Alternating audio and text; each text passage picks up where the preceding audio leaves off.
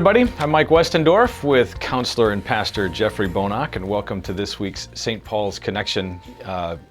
Pastor Jeffrey, now what do we call you actually? Just call me Jeffrey. That's what I tell the people I work with. Yeah. So in the counselor world, Jeffrey, but a lot of people still know you as pastor. Sure. Yep. That's fine too. We've been talking about the school the last couple of weeks, but we wanted to revisit and maybe get a little bit of an update on how some of the counseling world is going. And so just a couple questions to just maybe give our people a little bit of an update. We've talked a little bit, but your counseling load is pretty robust in terms of need for counseling. And so about how many people are you counseling these days? Yeah, I knew you asked that, so I had to actually go in and take a look. Right now it's about 90 different individuals and couples to one extent or another. You know, some I meet more frequently, some are doing better, so I meet less often, but And of course that's just me. Yeah. So we have two other individuals at the counseling center, so they probably, with them combined, maybe that's close to an additional, 50, 60 people. Wow. Yeah. We've read about it, but how big is the need for counseling in our world? Yeah.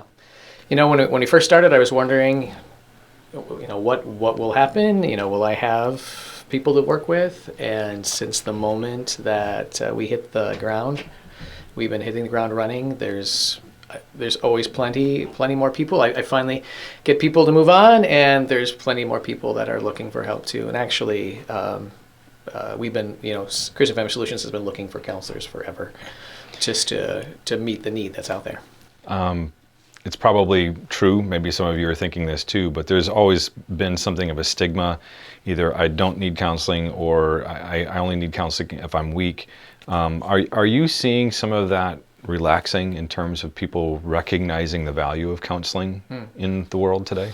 Yeah, I think somewhat. I think it's a slow change. I think just having a counseling center here helps that somewhat.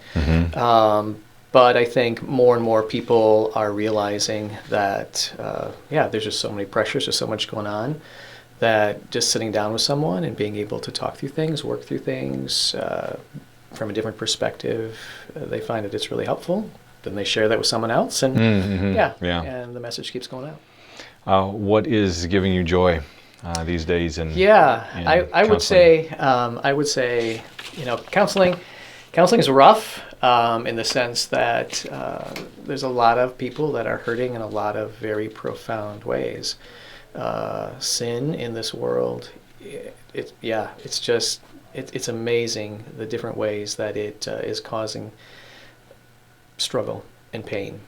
But I think for me, the greatest joy is actually the people that I work with, first of all.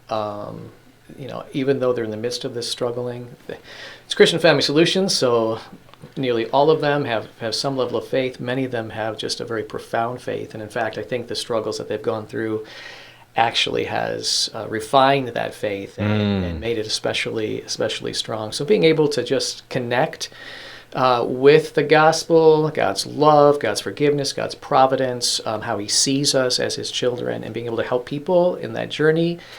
Sometimes for some of them, it's the first time that they've ever really recognized, oh my gosh, I'm a forgiven and a loved child of God, right? They've seen themselves in a very different light for so long.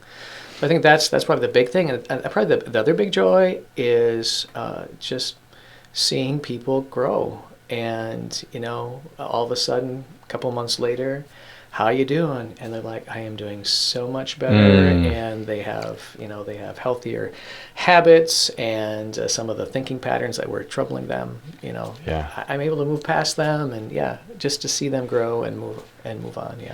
If you can, we'll put pictures up. Introduce us to the people who are also counseling here through. So we have, first of all, Amanda Franzen. Both of these work part-time, She came about a little over a year ago. She's also a licensed social worker, and she meets with a lot of different people. And then the other counselor we have right now is Taylor Thomas. She did quite a bit of work with teens in groups, but now she's kind of spreading her wings and meeting with all kinds of different people as well. And Bethany is turning out counselors, and WLC is starting a program. Yes, that's exciting. Yeah, so Bethany, actually the first graduates of their program are coming out in May this year. So we're looking to hopefully tap into that and get a little more help at the counseling center. WLC has also started a program to train Christian counselors, and so we're excited about what that will mean for the future as well. Yeah. Yeah. If somebody here in the congregation would like to be able to take part in counseling but doesn't have the financial means or needs some help, what is available to them? Yeah.